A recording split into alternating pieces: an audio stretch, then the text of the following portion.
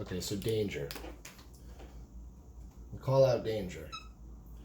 It worked very well for us 2 years ago. We're going to try to work it again. It works really good with a very fast and athletic scrum half who can learn these basic rules, Greg, very and put them into play on the field. So here we go. So penalties happen, right? Penalties happen. You guys don't know a lot about penalties yet, but we're gonna get there. A whistle will be blown at the time of the penalty.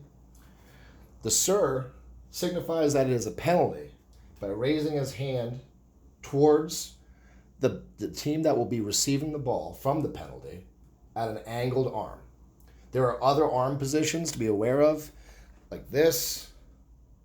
There's advantage, sideways.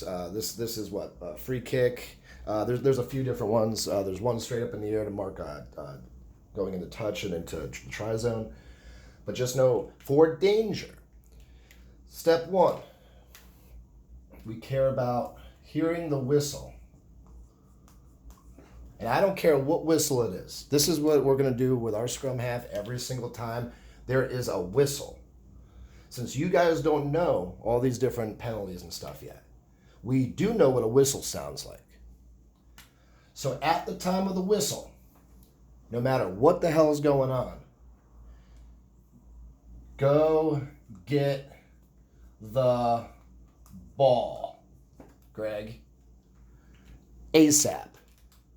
You hear the whistle, you go get the ball. It's in your hands. Okay? As part of the penalty, the sir is going to he's going to put his heel down. He's going to mark a mark. So he's going to want to see you cross through this mark. His eyes are looking at his mark. He's going to want to see you pass through the mark, taking the kick, which, like we talked about yesterday, kick off a penalty can be a kick to yourself, either putting the ball on the ground and nudging it with your foot, or bouncing it off your foot into your own hands. It takes a little bit of practice, especially during a match. But the easiest way to do it is to set the ball down. Put the ball down here. And just give it a little kick with your foot. Like an inch. Pick it and then pick the ball back up. As soon as this kick is made, a kickoff of a penalty through the mark starts play. So as soon as this little tiny itty bitty kick is made and Greg picks up the ball, we are running. Take a look down here. So let's talk about what's happening while we are running, okay? Because we only know what the word running means right now. What are we going to be looking at? So a penalty is going to happen, and there's going to be 1,000 times out of 1,000, there's going to be a whole bunch of people sort of around the penalty, okay? Now, once the penalty is called, the sir is going to signify the defense to go back 10 meters. He's going to say, hey, guys,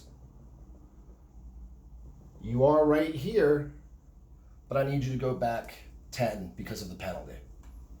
Okay? Their responsibility on defense is to get back as soon as humanly possible because play can start immediately. So they got to get back. They got to hustle back 10 and get reset up on defense. Hustle back 10, get reset up on defense. And this is what we would do anyway. Everybody's getting back 10. Everybody's getting back 10. Right? Now, what we're counting on is the speed of this happening, Greg. The speed of whistle, go get the ball, kick, to start play. The quicker we can go through these, and when I mean whistle, I mean a whistle. If you try to go get the ball and do a bunch of stuff, the sir's just going to stop you. He's going to say, hey, that's not a penalty for you. It goes to the other team, blah, blah, blah. But we want to get our hands on that ball because the other team can do that too. They can come over, grab the ball, and start play as quickly as they want to.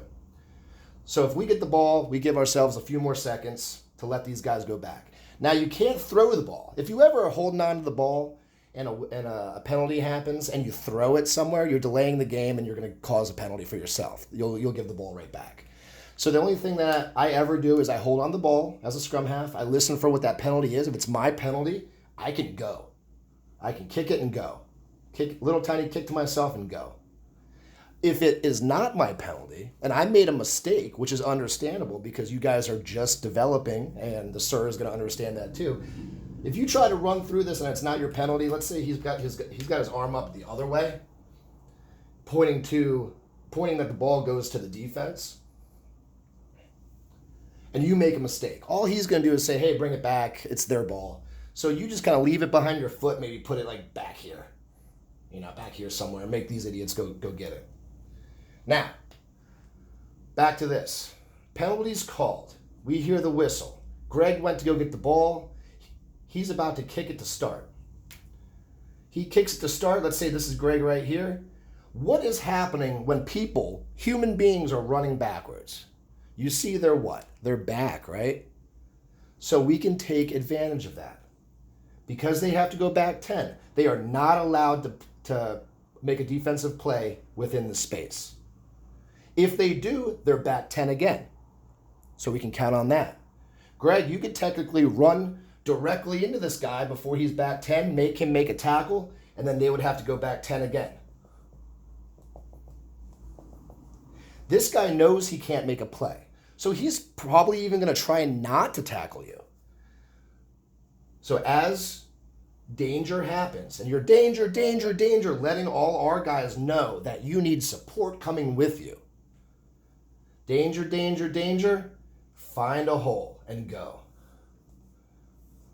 This turns crazy real quick, almost like the last play, like a Hail Mary play, where everybody's tossing the ball backwards in a football game. But all we have to do, we don't got to worry about any of these guys. We play our game. We run the ball. If a pass has to be made, we know that if we're tackled, a ruck is formed, and we got to set up for our regular offense anyway. This is deadly if we do it fast. At this level, at the small college level, nobody is looking for this. And I said this 2 years ago when we played teams that were more established. Nobody's looking for this. So as soon as their back is turned, run through them, run around them, get past them, support is needed. I hear danger. Greg's yelling, danger. I'm a fly half. I'm like, oh, I'm going with him. Greg, I'm coming. As soon as he taps, go. Greg, this is like a good spot to almost have somebody set up. We got like our buddy, like Snacks was telling us yesterday how he just wants to run guys over. So a little kick, a little pass to a big guy, and he can plow through most of these guys pretty easily. Okay?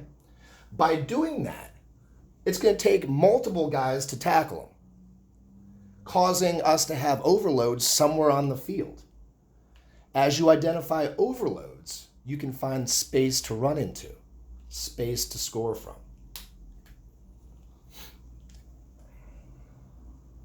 So again, just to go back, I'm the scrum half. I hear a whistle. I immediately go get the ball and I bring it to the sir right in front of his face. I even look at him. I stare at his face until he tells me what the penalty is. As soon as, I don't even care what the penalty is. As soon as I see that arm go up, whistle, arm up, kick, go. Deadly. During that process that we just talked about, and if number 4 is go, during this process, these guys are running backwards. They are flat-footed, they're on their heels, and we can expose that very easily. Just know, Greg can't do it himself. He might run through kind of like John did 2 years ago and score a couple of those like that, but he needs us to hear danger and go with him. Okay? If Greg's ever the ball carrier, we kind of know that we'll go into some kind of a big boy play, like a bear, where we have a scrum half tackled and where the forwards have to move the ball themselves slowly to slow down the play and get Greg back up to his feet to be a ball distributor. More on this later, but just know, at a penalty, the quicker we can do these things, the quicker we catch the defense flat-footed on their heels, not even looking at us. Hell, they'll hear that whistle and they'll say, hey, this is a good time to take a nice 20-second break. They're probably going to kick it into touch because that's the other type of kick. For the record, off of a penalty, we can do a lot of things. We can slow it down and do a penalty play where Greg kicks the ball, passes it right off, like we used Snacks as the example, running a nice hard line, kind of looking like a tiger almost. Greg could run himself. Or we can have a kicker take that kick slowly. Everybody will be standing here watching, and he could kick it for distance into touch. Because of the rules of the line out and into touch, when the ball crosses the plane, we will get the line out here because it was our penalty. So then we get to start play down here. So now we have a decision to make based on how quick and how good this defense is. If these guys are really fast and danger doesn't work, we'll kick into, Jake, we'll kick into touch, into the out of bounds area. It's called into touch.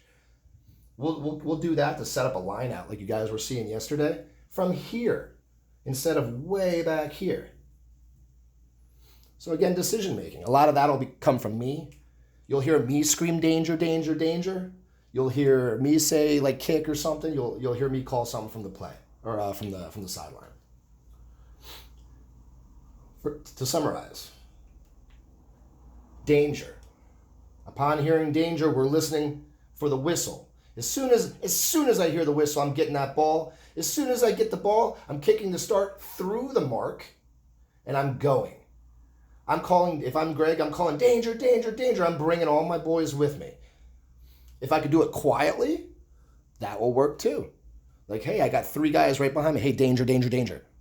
Just know what we want to accomplish. We know that we're going to get a tackled player somewhere. Tackles are going to happen. We're not just scoring off this. So we need what, guys? We need a ruck. So bring those guys. Bring the support. Everywhere we go, we bring support. That's danger.